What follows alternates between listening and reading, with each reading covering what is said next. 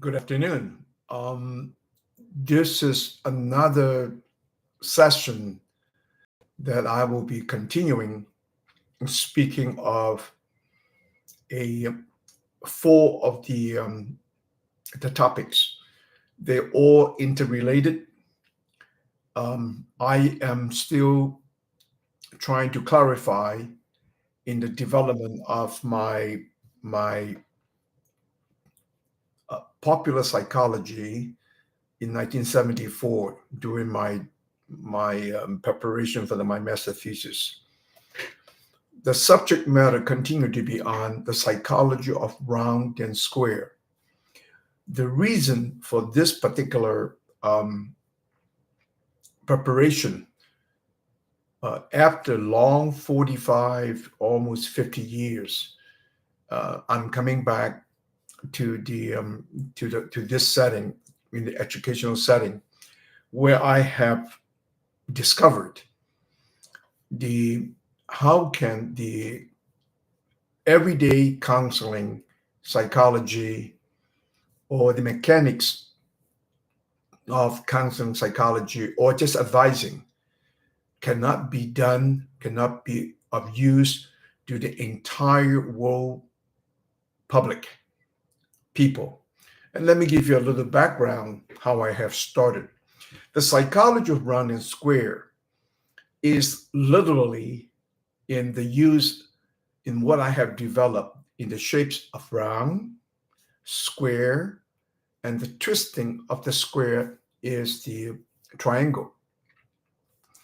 At this particular time and moment, being guided by my friend's advisor, directing me into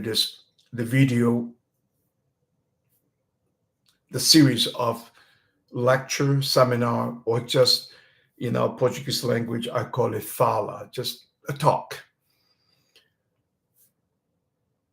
In my previous study in 74, 75, 76, when I developed the system called 3Cs, which I would talk again, but if you go to my website, paulyih.ai/PRS, meaning psychology of round and square. My first name is Paul, last name is YIH.AI/PRS. In fact, there will be 6, 7 platforms that many of you will find it functional. I have developed in such a way I'm leaving all my preparation in draft, all images. It's another /website. You will see the consistency of what I developed called Pictory Web.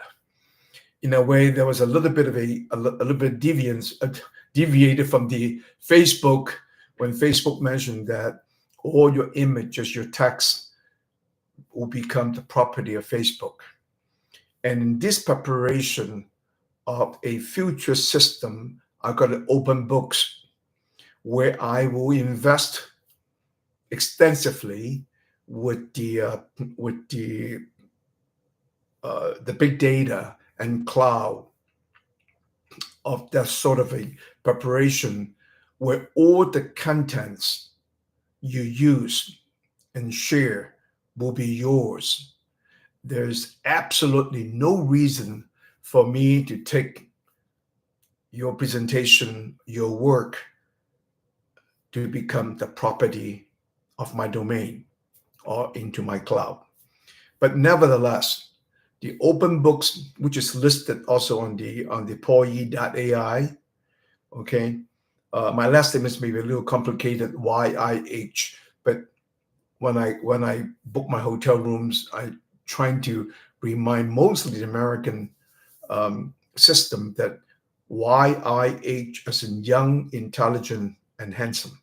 A little bit of a joke, because most American would phonetically write down the Y into a W when I say YIH. So if you remember paulyih.ai for artificial intelligence, the new era, and the /, you can look at the PRS, you can look into open books, and you have other platforms that I think you will find it interesting. I will try to keep all my work in the most simplistic way possible. And this going back to the system I developed in communication now, psychology, called 3Cs, which is communication dynamic, communication analytica, binding the two. In the middle of it is cultural spheres. And these two systems, the 3Cs, and now the result of the psychology of round and square. And I will give you a little bit more clarity. It had always been troubling me when I was studying psychology. And let's be very open to be thankful to the founder of the psychology, psychoanalysis, Sigmund Freud, but before him, all the other phrenology, Mesmer, with all different kind of study about the human brain, the human cognition, intelligence, and whatnot. By all means, Sigmund Freud has these flaws, and for his creation of psychology and psychoanalysis and his sexual dynamics were very much abused when the American industrialists took on Sigmund Freud's nephew, Edward Bernays, which is his wife's nephew, and took psychology in taking advantage of the sexual dynamics of a Freud and in the use to become more exploiting this aspect of human desire from the super ego and ID, that part of the exploitation. Literally, he had turned what we believe in democracy into a totally consumer-based democracy. But you had the last activity today, all the propaganda, all the advertisement. We are bombarded daily, okay, and having results. Without the propaganda, the commercials, I don't think I can use at this moment YouTube and this video in the not at my cost at this point. Okay, so psychology is one discipline, and I still have questions about the word psyche, which is showing more of the Greek mythology. Psyche is a nymph sitting by the pond, looking into the water, thinking, reflecting introspectively. Okay, just in the body language of the psyche, I basically have modifying the psychology into thinkology, THINK, because much of the psychoanalysis, by its own tradition, by the Freudian's personal cross-cultural experience, borrowing from the Greeks, from Oedipus and Electra, they call it Oedipus complex, the obsession with his mother, and then the rest of the fixations, be that oral, anal, genital, and whatsoever. I am saying so because I'm coming in from another cultural sphere, from my Chinese origin. Although I grew up, I have said in other videos, I grew up in Brazil. I've been able to manage the languages in Spanish, Portuguese, Italian, with the early Latin and Greek exposure from my days in school in Macau, eventually back to the same order, Salesianos in Brazil. So my life passage had given me many points of observation or even counter-argument about the psychoanalysis, psychology, and in all these years with my education in North America, and how the Freudian psychoanalysis, psychiatry had manifested, evolved, and changed into the educational aspect of psychology. And this is where I'm coming from, because my master's in educational psychology and in the area of counseling and guidance. I still very much love the term called counseling and guidance. And because these 1-2 words of a phraseology had taken me from the counseling psychology in the development of the 3 Cs to presently we are talking about the psychology of round and square. And before I go any further other points of argument, I just want to show you very simple that as a former engagement in the seminary school or the religious school of the Salesians from Italy, Macau, and then Brazil, it always troubles me when the many international students after the Second World War, my family included, my two sisters, myself, and other relatives and cousins all came to the US or Canada for schooling.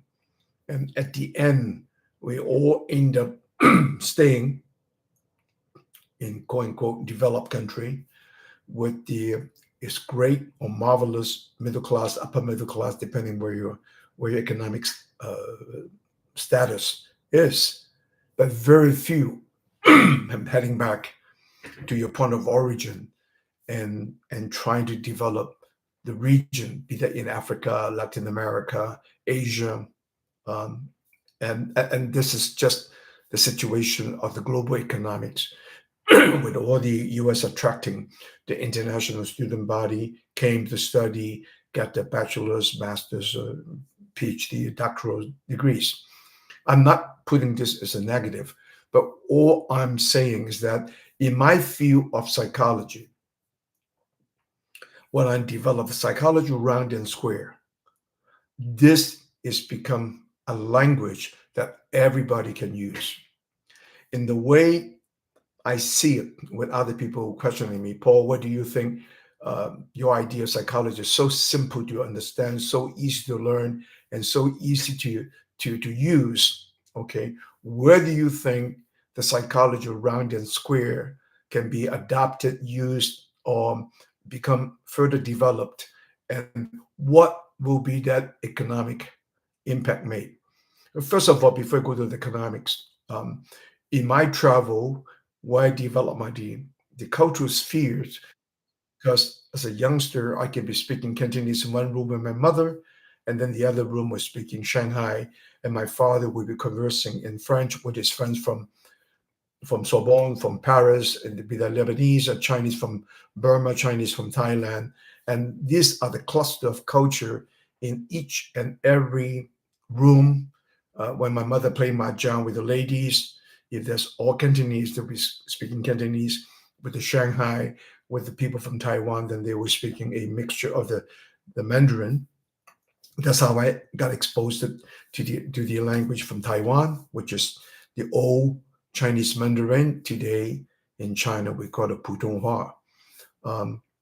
Almost every single Chinese leader since the time of Mao and to my parents and to Deng Xiaoping, they all seem to have carry on their own local accents.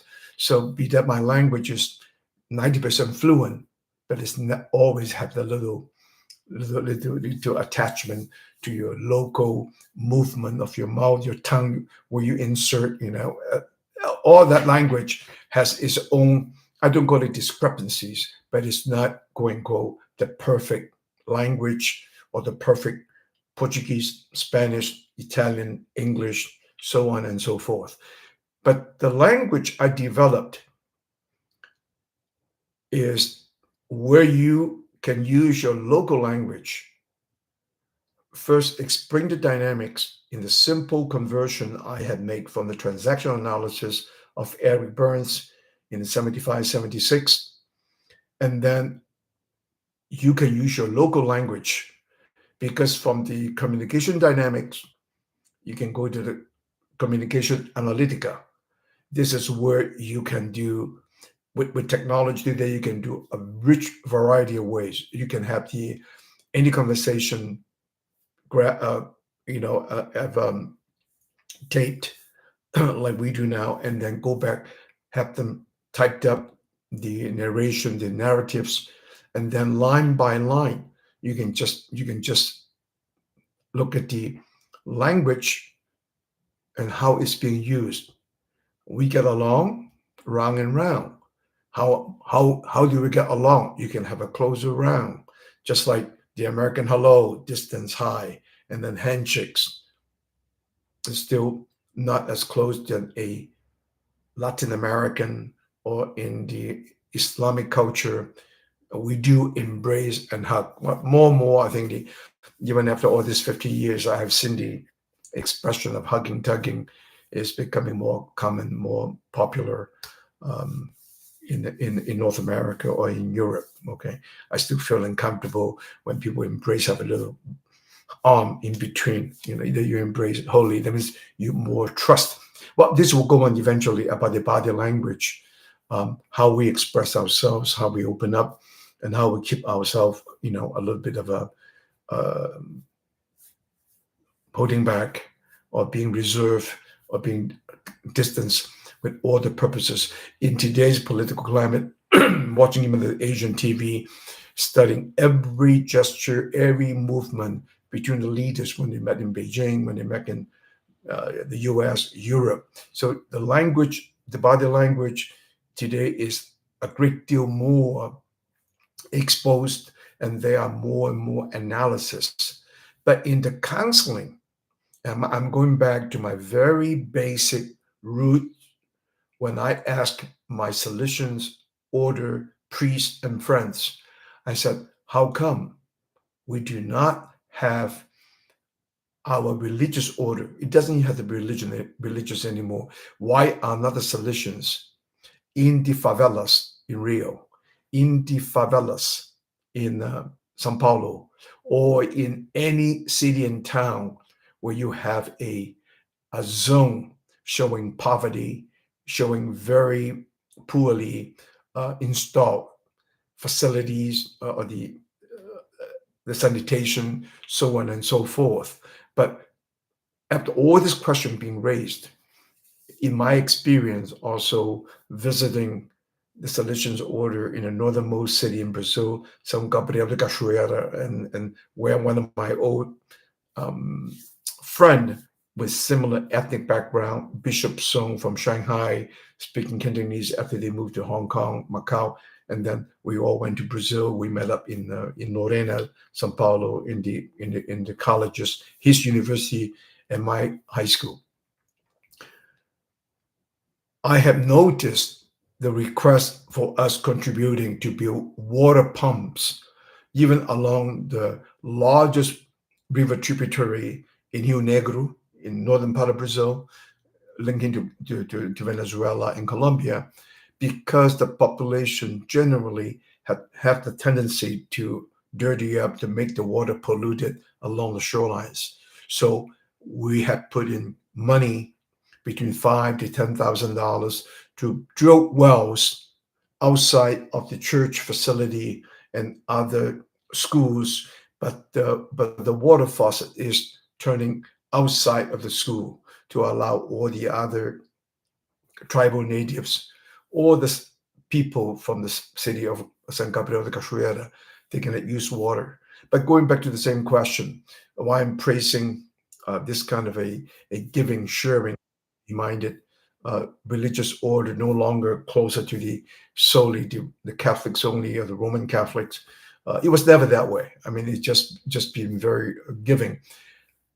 I'm still feeling all these years, okay, maybe the Brazilian government never had the time to provide, to think of the overall city planning development when the people from Northeast coming down to the region, the area of Rio de Janeiro, and to work for the affluent, the former capital Brazil, and also now in the peripherals, all cities, Sao Paulo, we have this favela, the shanty towns that are still very much poorly serviced.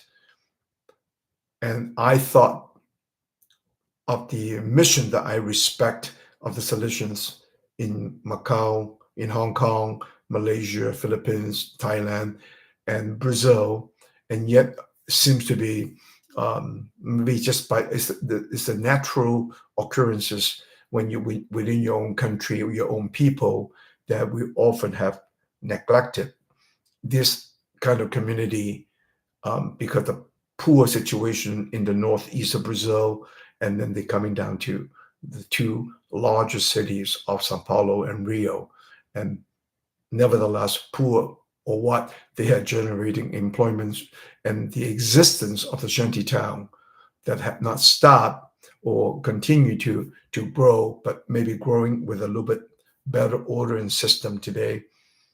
I have always thought someday when I return to Brazil, and that will be in the area that I can offer my service. Yes, it's never thought about how much money I can make. But since I have received a good education from these systems and institutions, I just thought this is a payback. And this still can be done. And that is why I look at the linguistic side of the language of psychology. And also, at this point, I want to bring out for my last 50 plus years abroad from China to by way of Macau, Hong Kong to Brazil and to the US, there is still a very much a vast ignorance of the West when they look into Asia. But I just put China as the my major point since I'm ethnic Chinese. And in what I'm doing at this age is almost like a returning the way I am speaking about what can be done, what can be shared with the Chinese culture, with the Chinese idea of conscience, and then now coming to another major word besides the three C's and psychology round and square, and the cultural sphere expanding into the area which I call conscience. And the first thing to come in mind, hit me in the face, is the Brazilian Paulo Freire's conscientization. And let me explain to you one more time. Conscience cannot be taught. Conscience is a deep level in multiple frequencies in thinking. We think 24/7 when we awake, and we think 365 days. What are these thinking involving? What I want to do? If I do this, if I do that, am I doing the right thing? If I do the right thing, I will have positive results. If I do the wrong things, I will have a negative impact. It's no longer just about the value system or internal moral value compass in us. I look at this conscience and thinking work together can be called one day, we can name what is a conscience efficiency. Now, like I said, the West had not only ignored the Chinese culture over this 3,300 years of history in written forms, fully documented since the Shang Dynasty.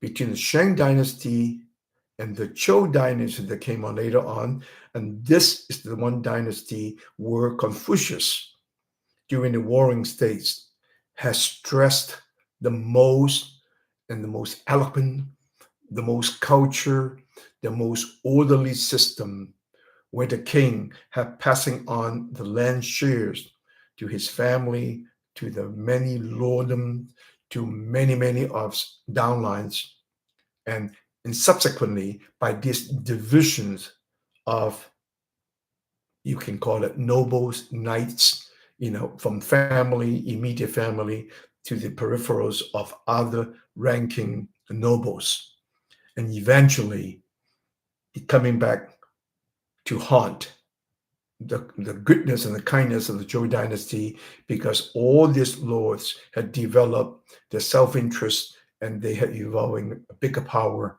and eventually become the warring states on the spring, they call it spring and fall era. Spring and fall usually that symbolize a year round in that term, but eventually you heard about the Qing dynasty, or the one single emperor eventually unified all China. But in particular, this 3,300 years ago of the Shang dynasty, and Confucius was around 500 BC. It's just very interesting that this time and period of the Confucian value developed. Same thing with the Lao Tzu of Tao, and also the entry of the Buddhistic value into China. And precisely is what I am trying to tell. I dare to make some assumption when I talk about the West. Yes, it's Europe. Yes, it's England. Yes, it's US, Canada, and also Latin America. Okay. China was a vague idea for many of the Western world, because when I'm still writing and sharing, it comes in a period where China was almost entirely blocked out from the West. Because in the last 150, almost 200 years, this is the ascendant of the United States of America since 1776, while China was starting to decline and impact by the Opium War in 1840s. China was shattered. And because also it was the last period of the weakening Manchu rule, the Qing dynasty. And because of the impact, and that is a very strong factor about why the opium had taken place in China. Just very quickly, because the Chinese have this traditional module, the firstborn son, and in Portuguese, in Latin, called the primogenito, is quite important. And in that particular time, and don't forget, before 1840, China and India were two of the wealthiest nations. Granted, the wealthy may not be distributed around the Indian hierarchies, and the wealthy in China is not the wealth also being spread in the Western idea of democracy. So China was weakening by its own incompetency of the Qing rulers. They're no longer the horse riding, arrow bound, the swordsmanship, or the martial arts, or the art of fighting. In Chinese courts, the right hand side is the military, and the left hand side is the civil. And most of the civil side of the Chinese administration, for 3,300 years, the Han culture has sustained it, not just the Han empires. There were many other nomads who have taken a part of China, including the Mongols. But at the end, they have adopted the writing, the recording, basically the Han Chinese, because the writing continuity for 3,300 years, this documentation, this accounting procedures had given all the dynasties their pluses and minuses. And so the Chinese, including the famous time of the Tang, that was one of the richest cultural diversity, with people coming from all regions. As I am still studying, we have a Chinese period with the kingdom ruled by one ethnic group. In Mandarin, they call it Xianbei. Xianbei. Well, eventually that was translated into Sibir. Well, Sibir, another sound, it become Siberia. So these are the tribesmen, the nomads coming down from the northeast, and after that, the Manchu also coming from the Manchuria in a similar region in different period. As a matter of fact, I was just over the years very well acquainted with a couple of Turkish medical doctors in my town. And one day they come to me and say, Paul, do you know, you and I can be closely related, right? I said, well, what do you mean? He said, we're Turkish. And tell me, Paul, how do you say local people in your tongue? I said, well, I have a great command of the Cantonese because of my mother, but even Shanghai considered to be southern by the river Yangtze. But I said, okay, let me try to pick the sound you may imagine close to the sound Turki, Turkish. Well, Chinese in Mandarin today, we call the local people called Tuji, Tuji, Turji. Well, it might try and Latinize the sound Tuzu. That means that Tu is earth, Ju is local. The local people around the Great Wall, we're calling Tuzu, Tuzu, Turki, Turquia in Portuguese. So the very difficult to trace sounds and linguistics, but in writing, from the two words called xianbei in Chinese, direct me to the sound into even the Russians. And another dialect is Sibir, S-I-B, and then eventually becomes Siberia. So in the as I am discovering these multiple cultural and ethnic groups, we have blonde hair and blue-eyed Russian Chinese inside the Chinese 56 ethnic groups. And we have also the most gorgeous, you people have seen the comments or demonization of Xinjiang and the Uyghurs. And all around that region, when I travel, as I have said before, I've never seen such a beautiful group of women. Well, many of them are Kazakhs, many of them were Uyghurs, many were from Tajikistan, many of them from Uzbekistan. So in that time and period, when I spent time in Urumqi, in up north to the Altai Mountains, helping the Chinese government with developing the exploration of gemstones of aquamarine in Xinjiang by the border of Russia, Outer Mongolia, and Kazakhstan, take it back. So what I'm trying to say in this collective learning, what the West had not only not fully aware of the three Chinese teachings, I use this teaching as the three disciplines first started by Confucius. Second, in the same time and period, the rise of the teaching of Lao Tzu about nature, about ecology.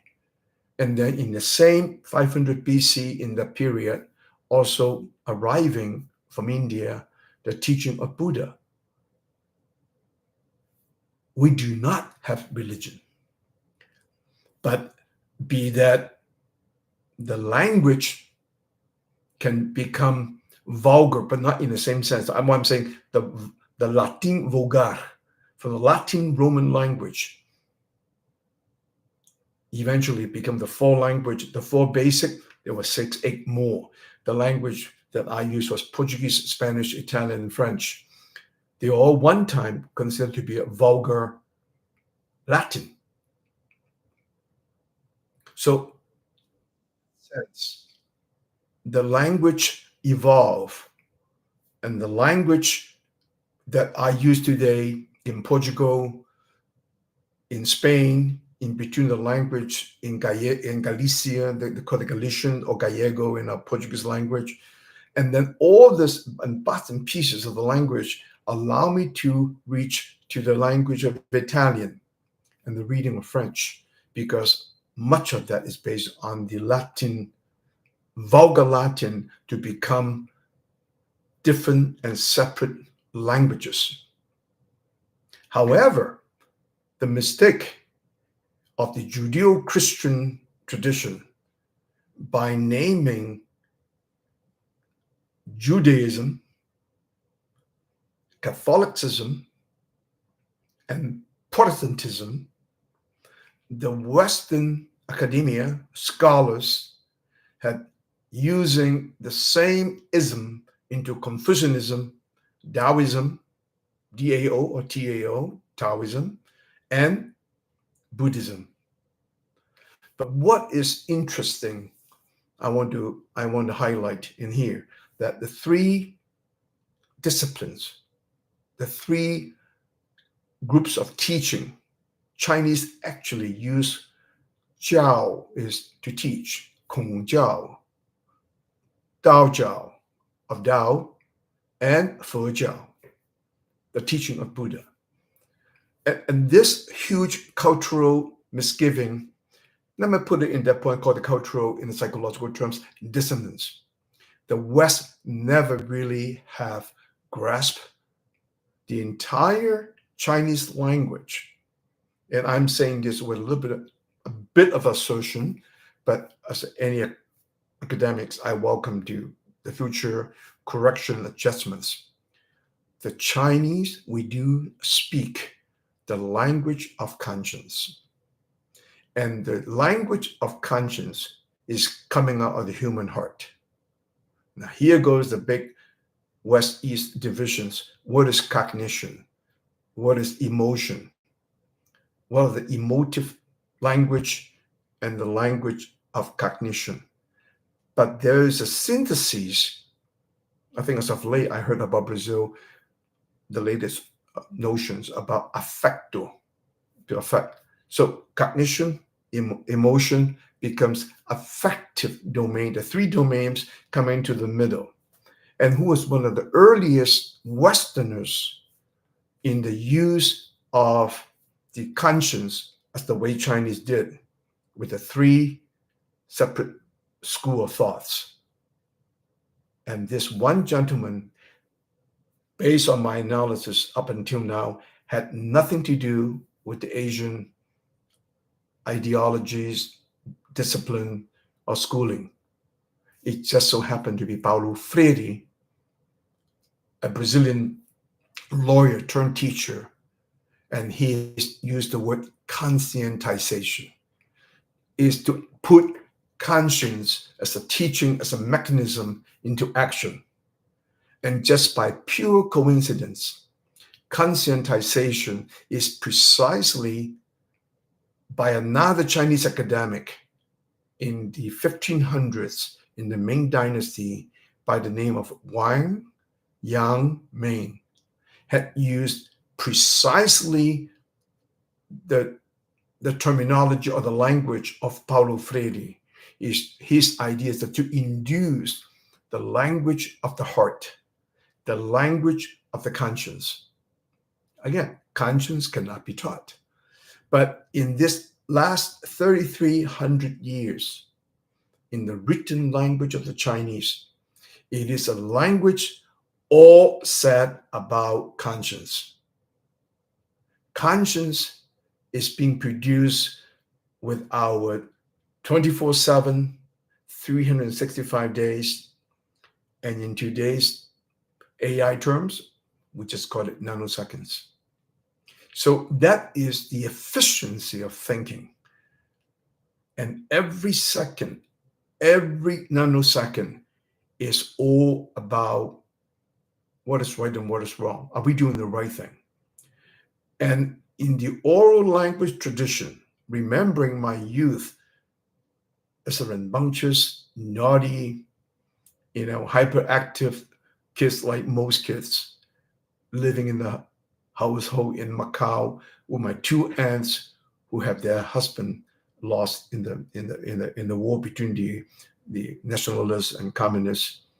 They always tell us, youngsters, you have to have a kind heart, 有良心.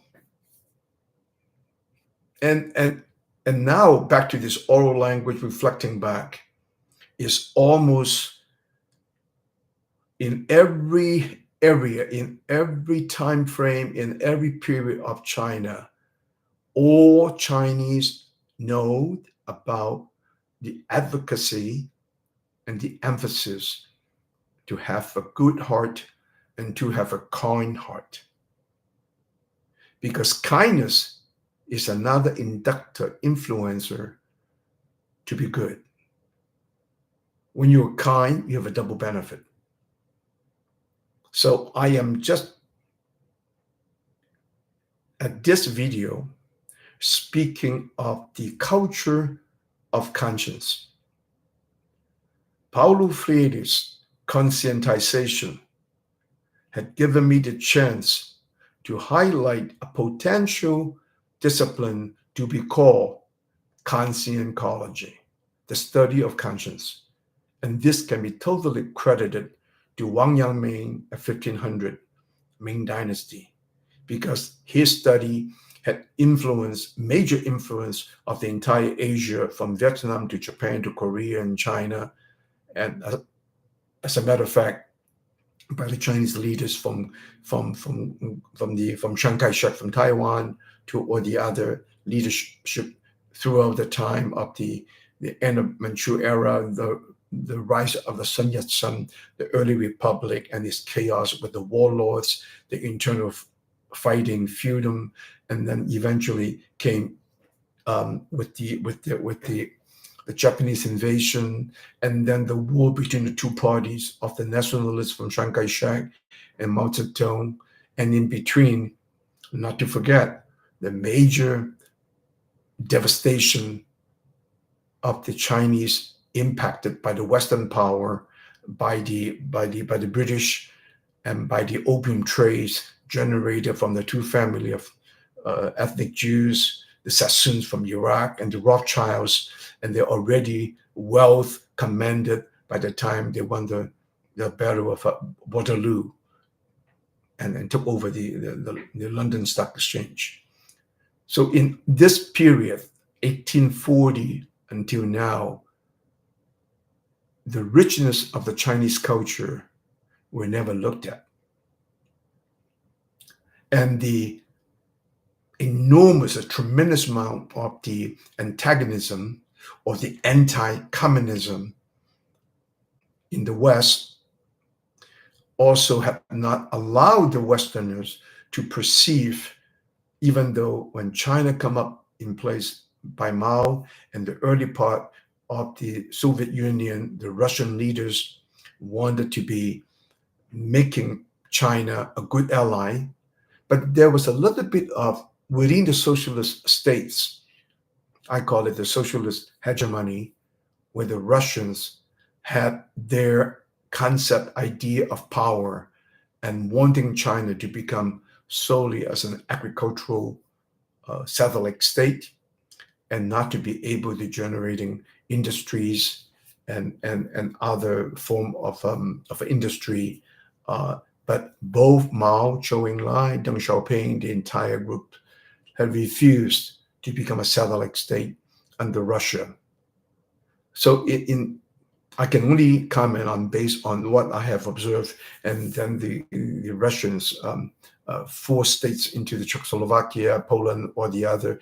The entire conflict of the Eastern Europe and the separation between China and Russia when the Russian called back all the technicians or the industrialists away from China, opening up that gap eventually with the Kissinger and Nixon's opening to try to make Chinese to become a part of the quote unquote the forces to be anti-Soviet Union. Well, eventually they did succeed, so to speak. And now the world is into another era for different kind of contentions and whatnot. But this little bits and pieces of culture as an overseas Chinese that I'm becoming more aware over this past 45 years. Because in this past 45 years, including my advancement for my business into today AI and quantum computing plus all the big data and my business in 1977 basically sharing the same Chinese progress. And also, as I am speaking today, a lot of us who have time to study the overall Chinese development. And I very much dare to say what happened to China today can be seeing the possible terminology I call it conscience efficiency. China's rise to the world without taking any nation as a base or using any nations is a point of a contingency, a point of war, unlike the American 800 military bases.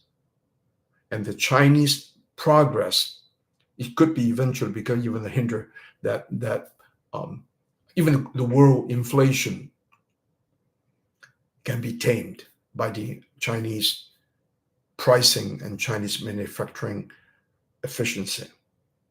However, that's another topic for another time.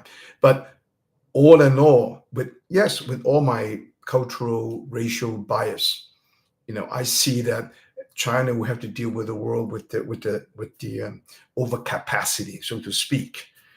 But China have been very compliant to the preparation of a better environment, ecologically speaking, and by the production of the electric cars. Regardless the West to accept the Chinese production into the marketplace or not, I think methodically and with a lot of thinking and organization in the dealing with this ecological efficiency, the electric cars, the electric batteries, and whatnot is part of the progress. And the conscience-based psychology I'm coming to from my 3Cs to psychology round and square, and now we talk about conscience and what I'm looking into the future, even factoring to all the nuclear arsenal we have with all the many nations. I like to see a future, a consciencological civilization, along with an ecological civilization, and also a revitalized, reshape, remake of the economical civilization that can share by the entire planet. Ideologically or not, or pragmatist or not, even with the talking of the three potentially globally shared civilizations, we must be very much alert to the past four global civilization. The one that is last with the continuity of languages and writing is the Chinese for 3,300 years. But the history is much longer than that. It could be 6,000, 8,000 based on the Chinese archaeological digging today. However, the written language is the oracle bones started 3,300 years ago by the Shang dynasty. And also be mindful, the Egyptian civilization eventually was basically destroyed by a very well-known barbarian group, nevertheless bullies, the Romans. And the Mesopotamia, loss of the beautiful civilization of the Sumerians, also were destroyed by the invading forces, be that the Persians, be that of the Aryans, and all the other subgroups, the Babylonians and whatnot. Civilizations can be destroyed by warriors. And don't forget the rise of the Mongolians. They only become Yuan dynasty in China after they began to use the Chinese courtesans to record their history. Then they take the name Yuan. So, I mean, while we're talking about psychology counseling mechanism called the psychology round and square, and I'm going back again in the next 2 sessions or 3, the psychology of round and square can be applied to every single culture without going through the Germanic, Viennese, Austrian, German, to English, to Portuguese, and to the villages, the native Brazilian villages, but only in the using of the 3 shapes. Triangle is attack, but remember, triangle is a modified square. So when you attack somebody, you hurt somebody, the other arrows pointing back at you. I just read somewhere last week, when you're pointing finger at somebody, you have three fingers pointing back at you. And I use it as a guidance because in counseling and guidance, I like to know the aggression, the triangle representing the arrowheads, and the square the triangle is a part of the square.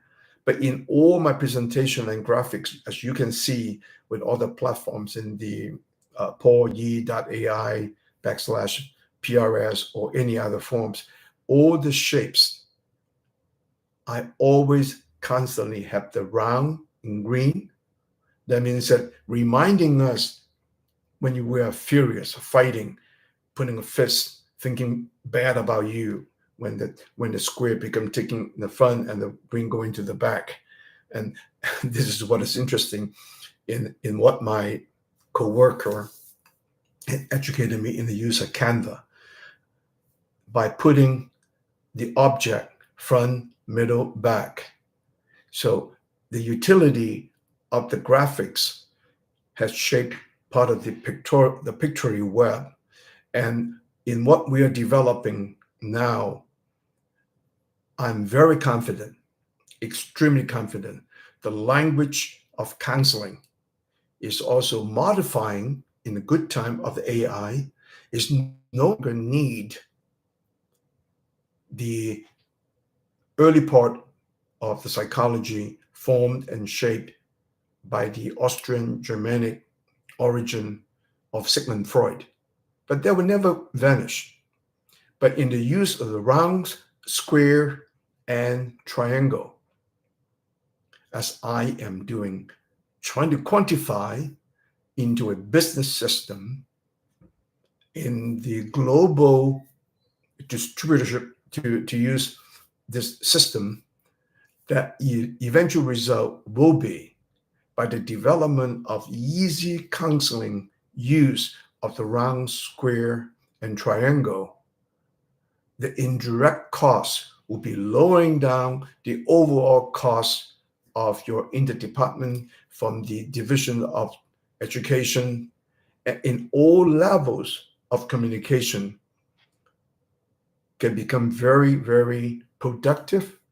And also there's a cost efficiency. I'm not at ease to say what can that be, but as we are continue to articulating and putting the future training films or training seminars by more interactive to have my created CCI Cross-Cultural Institute to be installed or to be shared, starting with Brazil, starting with Latin America, starting even back to China.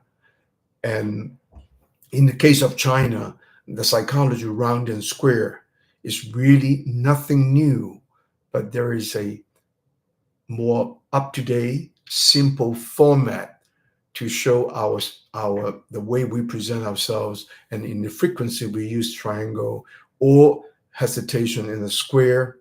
And all the three shapes can also be added and subtracted in the use of color, in the color intensity. So very easy to learn, very quickly to learn by everyone. And this is part of the reason after 45 years, I'm returning to this part academia education and per my discovery of the language of the conscience by the Chinese. And I'm also very much sure that many cultures and tribes who may not have a written language, but they will have much better grasp in knowing their culture of conscience and use language, communication language of the round, square, and triangle.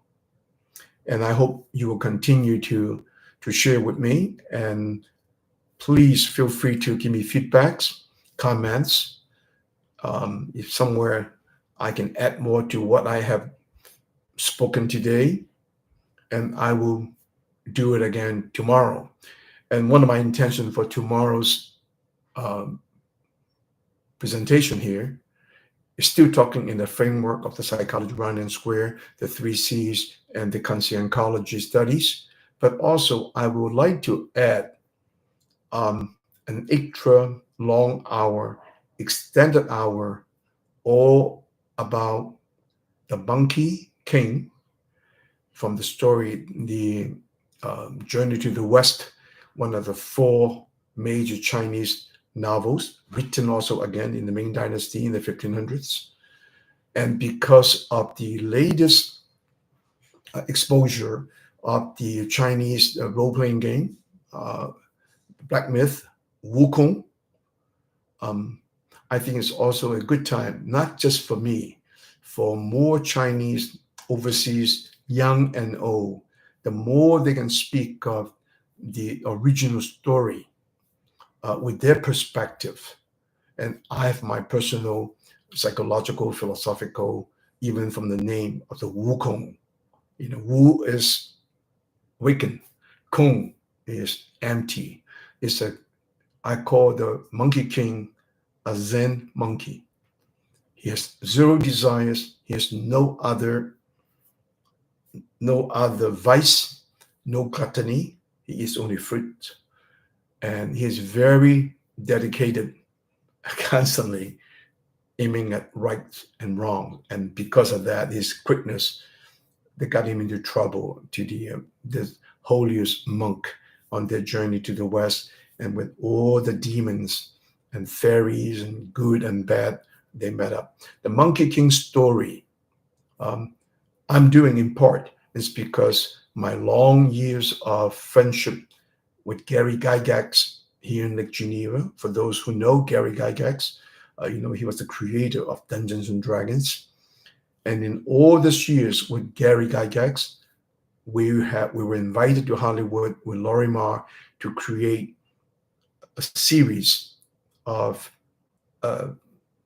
called The Gem Hunter, in the use of my story that I have structured to tie into a possible role-playing game. And Lorimar liked it so much, they wanted much more. But we both were evolving, developing. So we had never got to finished. And eventually, when he got Hostile Takeover, the Gem Hunter movie script game was taken over by his ex-partner.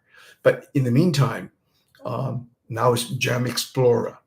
Now the new game format is being set in China, and I will do my best to regroup with Gary's family and team, and to see what input we can do in the game development of the Black Myth, the Wukong, the Monkey King from the West.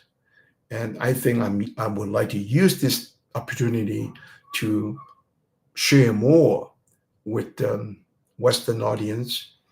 And I think it's a really worthwhile cause for the Chinese and for the West. Just one more chance to have a better understanding of the many aspects of the Chinese. I thank you for your time, and I look forward to share again tomorrow. So long.